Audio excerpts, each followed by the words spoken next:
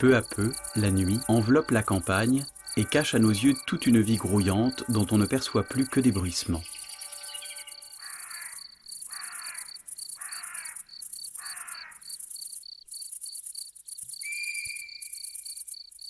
Puis, c'est l'heure d'un seigneur de la nuit, le grand paon de nuit. Le plus grand papillon d'Europe, de mœurs nocturnes et discrètes, a longtemps gardé son mystère. Grand paon, qui es-tu ?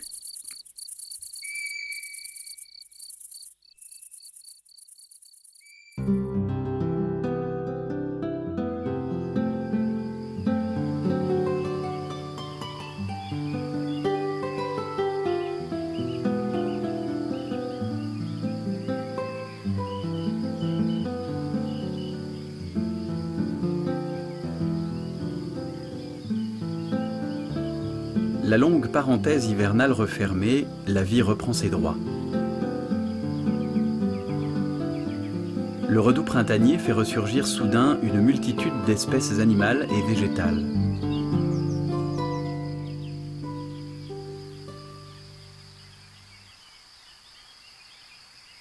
Dans la dernière semaine d'avril, les grands paons de nuit sont eux aussi prêts à participer à ce grand remue-ménage. L'un après l'autre, mâles et femelles, se dégagent de leur cocon.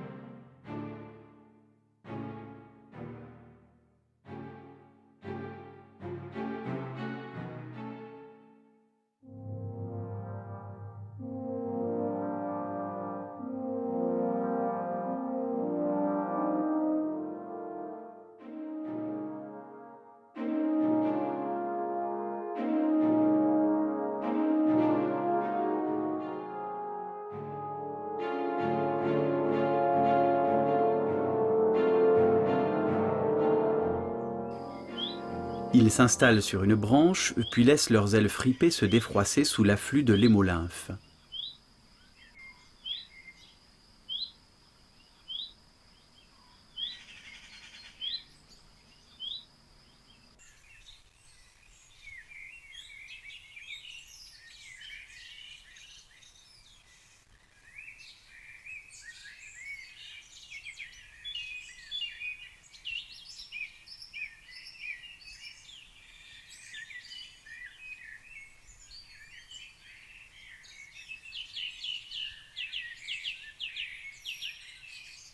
Peu à peu, se révèlent 4 ornementations ressemblant curieusement aux yeux que l'on peut observer sur les plumes de paon,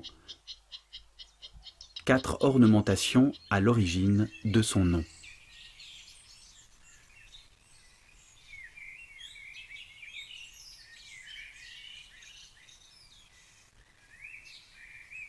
Pendant leur courte vie d'adulte, ils ne s'alimenteront pas.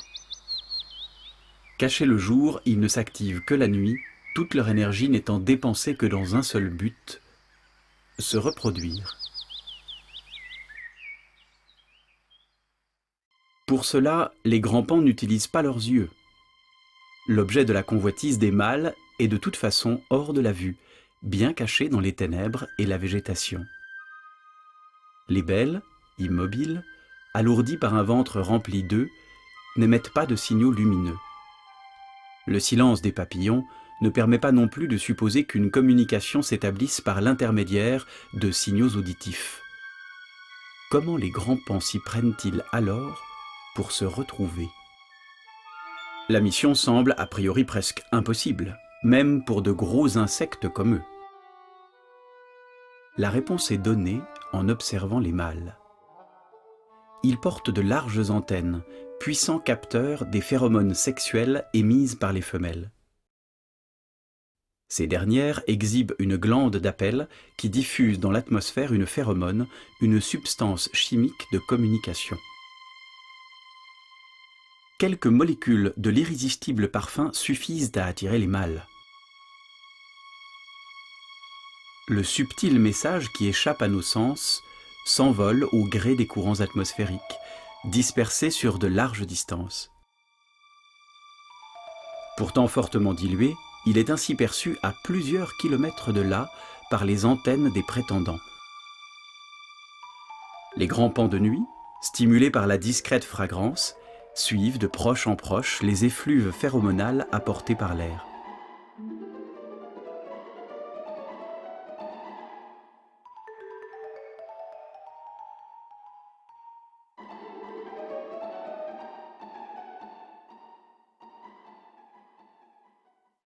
L'accouplement commence dans l'obscurité la plus profonde et peut durer plus de 15 heures.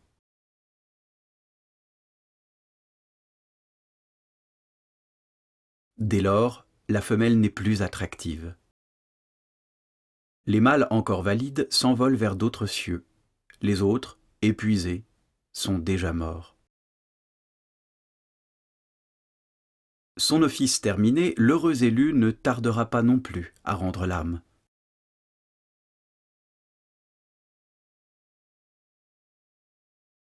Avant de mourir à son tour, la femelle pond quelques dizaines à quelques centaines d'œufs, d'abord tout près du lieu de son émergence, puis allégée, s'envole et dépose le reste de la ponte sur un autre arbre avant de mourir, épuisée.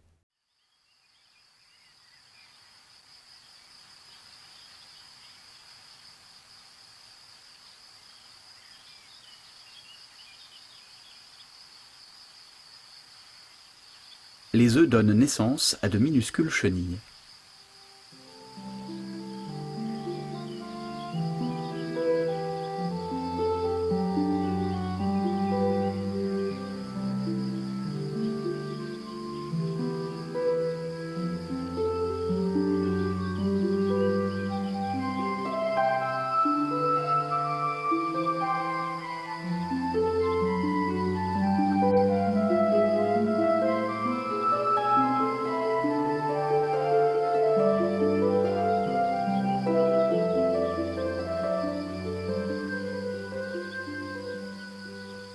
Annabelle est la dernière à s'extraire d'une coquille devenue trop étroite.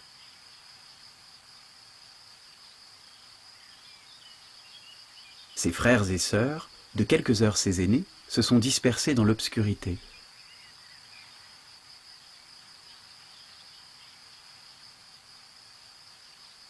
Peu à peu, la coque, amincie par le travail incessant de ses mandibules, montre une ouverture suffisamment large pour libérer la petite chenille.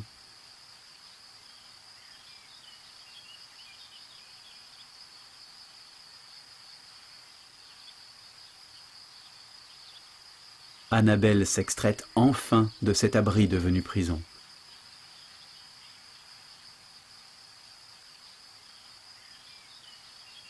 Les quelques millimètres de la jeune larve ne laissent guère deviner la taille du futur papillon. Les chenilles du grand paon sont solitaires et assurent isolément leur survie. Annabelle entame un premier voyage qui l'éloignera de son lieu de naissance sans jamais avoir connu sa fratrie. Elle arbore une robe sombre ornée de verrues orange. Dans les jours et les nuits qui suivent, la petite chenille passe son temps à se nourrir et à dormir.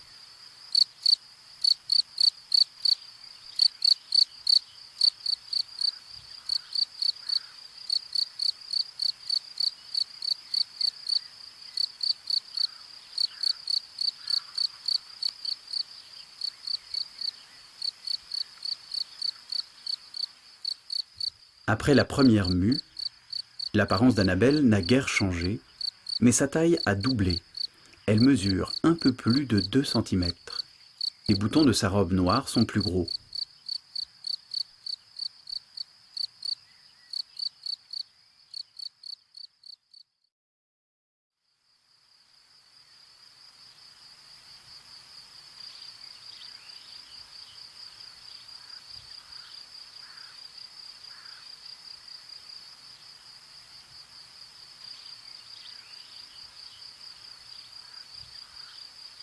La chenille noire a commencé à pâlir. Une nouvelle peau déjà apparaît par transparence. Bientôt, Annabelle s'immobilise et ne s'alimente plus. Faisant éclater une cuticule trop étroite, Annabelle montre qu'elle est devenue une autre chenille.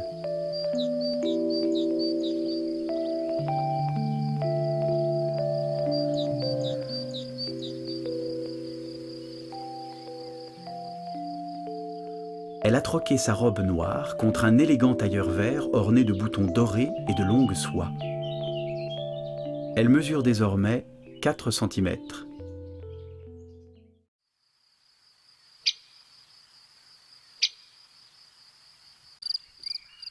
Annabelle a encore grandi et fait preuve d'un bel appétit.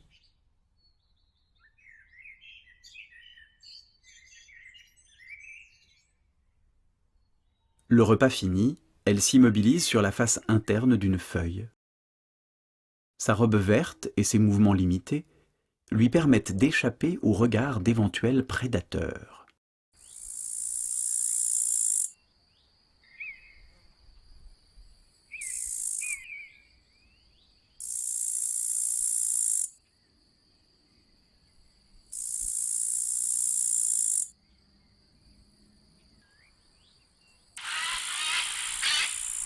Annabelle subit une nouvelle mue.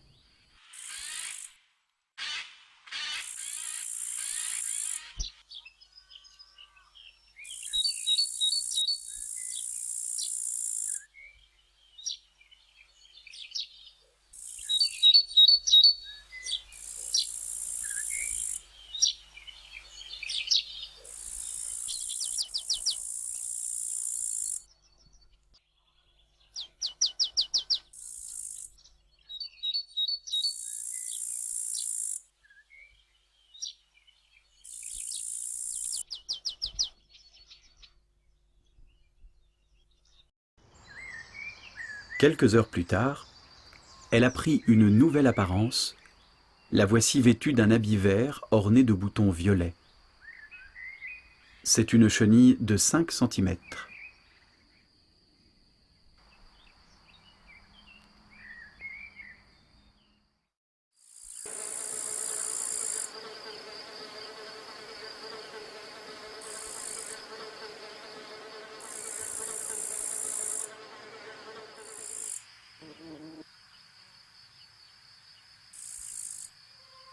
Début juillet, Annabelle subit la dernière mue larvaire.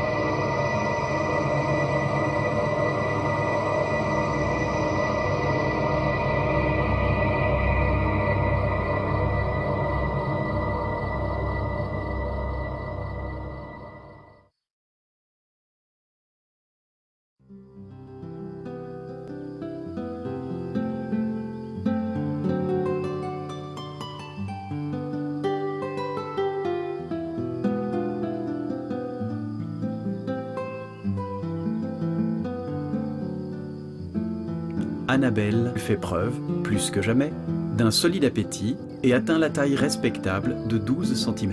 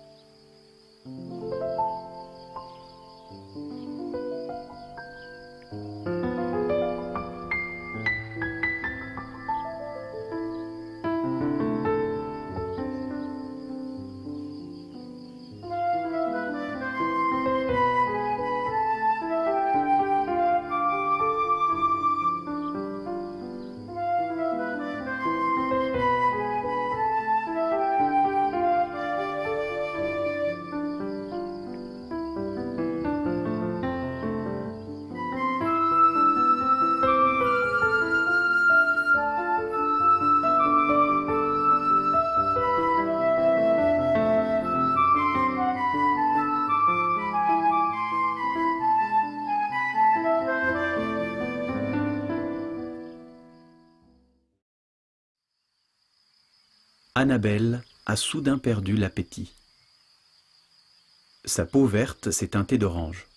Ce changement de couleur indique qu'elle est arrivée à maturité et qu'elle est prête à subir la mue nymphale, dernière étape de son développement larvaire. La chenille, habituellement si indolente, quitte son arbre et part à l'aventure. Elle doit tisser un cocon. La voilà partie à la recherche d'un endroit favorable pour fabriquer cet abri qu'elle ne quittera qu'après s'être transformée en papillon. Elle n'aura de cesse que lorsqu'elle trouvera le lieu idéal pour se métamorphoser.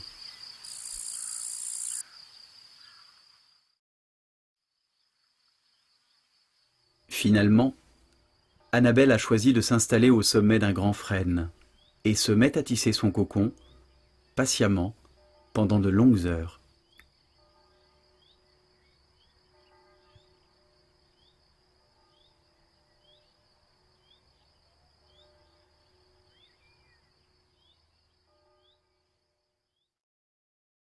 Le cocon de grand paon de nuit ressemble à un fruit curieux, renflé vers le bas et effilé vers le haut. C'est en fait une nasse astucieuse qui empêche tout intrus de rentrer mais qui permettra au papillon de quitter facilement son logement.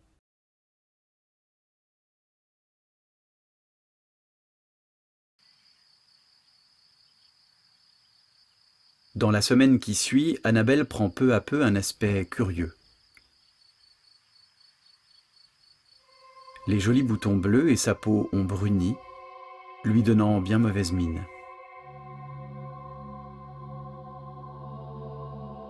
Sous cette enveloppe fripée, la chenille est déjà une nymphe.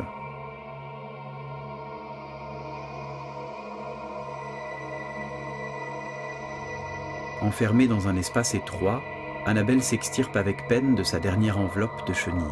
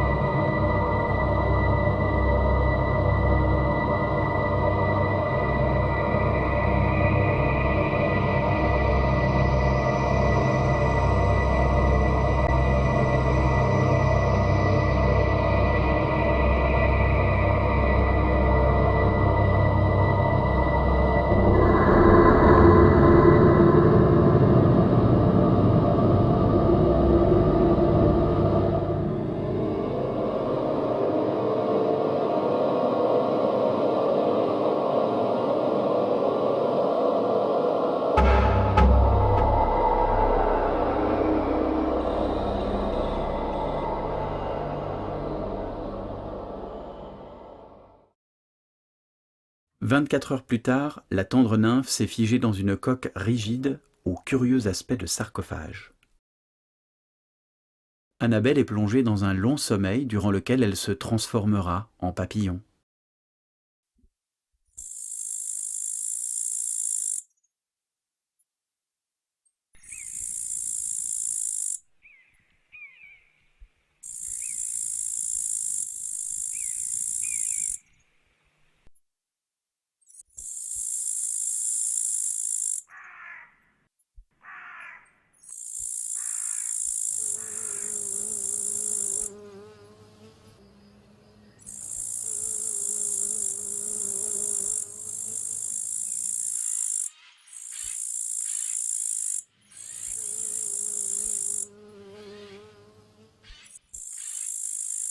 L'été jette ses derniers feux. Le petit peuple de l'herbe s'active encore comme s'il devait vivre toujours. Il semble ne pas se soucier des jours qui deviennent de plus en plus courts.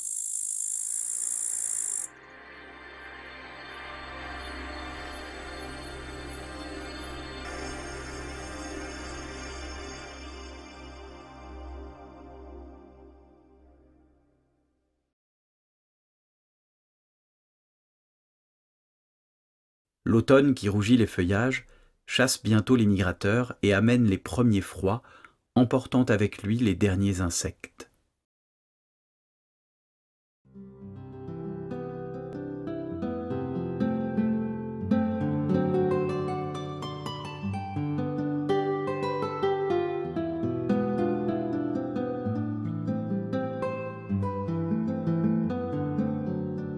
Sous les premiers flocons, les chrysalides de Grand Pan attendent des temps meilleurs pour émerger et boucler une fois encore le cycle de l'espèce.